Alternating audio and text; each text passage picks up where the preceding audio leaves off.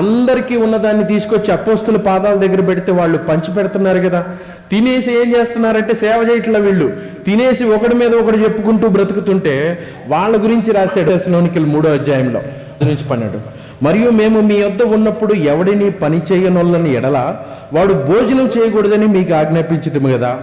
మీలో కొందరు ఏ పనియు చేయక పరుల జోలికి పోవచ్చు అక్రమంగా నడుచుకునుచున్నారని వినుచున్నాం. అట్టివారు నెమ్మదిగా పని చేయుచు సొంతముగా సంపాదించుకునే ఆహారం భుజించవల్లని మన ప్రభువైన యేసుక్రీస్తు పేరిట వారికి ఆజ్ఞాపూర్వకంగా హెచ్చరించుచున్నా. కొంతమంది ఏం చేస్తున్నారు, ఏ పని చేయకుండా.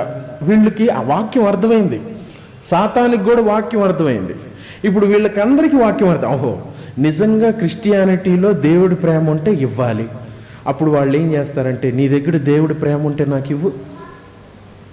ఒకవేళ నువ్వు ఇవ్వలేదనుకో, నీ దగ్గర దేవుడి ప్రేమ లేదు. వాళ్ళు నిన్ను శోధిస్తారు, నిన్ను ఇబ్బంది పెడతారు, నిన్ను శ్రమల పాలు చేస్తారు, నిన్ను దుఃఖాన్ని పాలు చేస్తారు.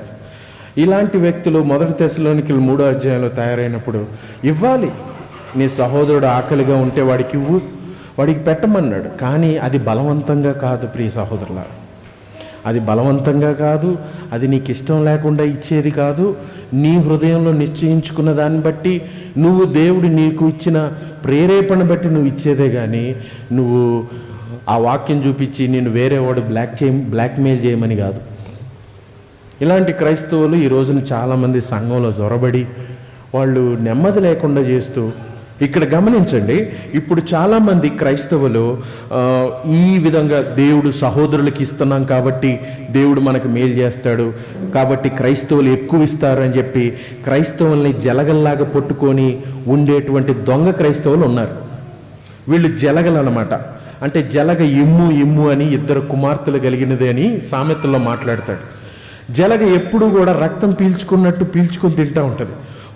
బైబిల్లో చెప్పాడు తెలీదా, సహోదరులకు ఇవ్వమని, నీ దగ్గర ఎన్నున్నాయి ఇచ్చే నాకు అని.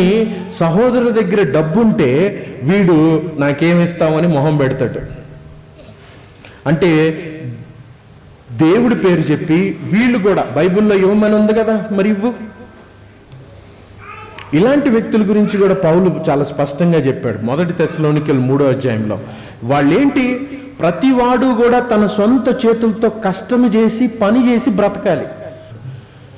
మనిషి నైజం ఇలా మారకూడదు. ఒకడిని దోచుకోవడానికి, ఒకడి దగ్గర బలవంతంగా బ్రతకడానికి దేవుడు నిన్ను నన్ను పిలవాల. ఆ సబ్జెక్ట్ ఏంటి బ్రదర్, ఈ సబ్జెక్ట్ ఏంటి, ఆ సబ్జెక్ట్లో దేవుడు నువ్వు భూ సంబంధమైన పెట్టుకోవద్దు, నీ సహోదరుడికి ఇవ్వమని చెప్తున్నాడు. ఈ సబ్జెక్ట్లో ఏంటంటే నీ సహోదరుని మోసగించొద్దు, ఈ వాక్యాన్ని అడ్డు పెట్టుకొని. ఇక్కడ మనిషి ఇది అర్థం చేసుకోకపోతే ఇందులో ఎవరుంటారు, నేను, అందరం కూడా ఇందులో పడే అవకాశం ఉంటుంది. ఎవరుంటారు, ఇప్పుడు బ్రదర్ నాకు డబ్బులు లేవు, మరి సంఘంలో డబ్బులు లేవు బ్రదర్, కానుక బాక్స్ పెడతాను అక్కడ, మీరు ఇవ్వకపోతే మీరు దొంగలు అంటే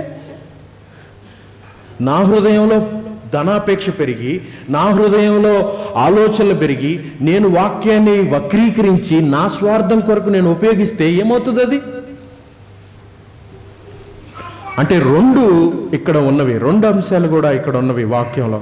నీ పొరుగువాడికి మేలు చేయడం ఎంత అవసరమో, నీ పొరుగువాడి దగ్గర అన్యాయంగా అక్రమంగా తీసుకోకుండా ఉండడం, నీ కష్టంతో పనిచేసి బ్రతకడం కూడా చాలా అవసరం.